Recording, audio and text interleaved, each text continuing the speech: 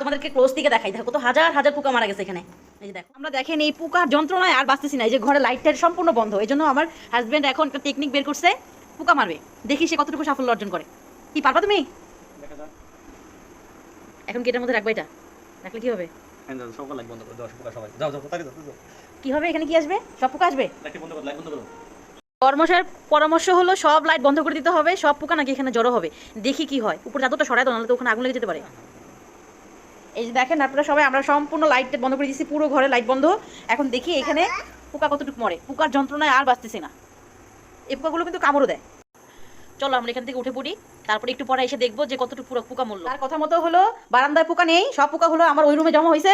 এখন সে ওই রুমে নিয়ে যাচ্ছে, এখানে জমা হয়েছে, তাই তো? ওকে, দেখি তাহলে কি হয় একটু পরে এসে। এখানেই বসে রইছো? এই যে দেখেন, ওয়াও, ওর টেকনিক দেখি ভালোই কাজ করলো। এই যে কত পোকা এখানে দেখেন, এখানে জড়ো হয়েছে। আর এখানে কতগুলো পোকা মারাও গেছে, একদম পুরো বলটা পুরো ভর্তি হয়ে গেছে পোকা। এই যে পোকাগুলো, এই যে পোকাগুলো মরতেছে, পানির মধ্যে পড়তেছে আর মরতেছে।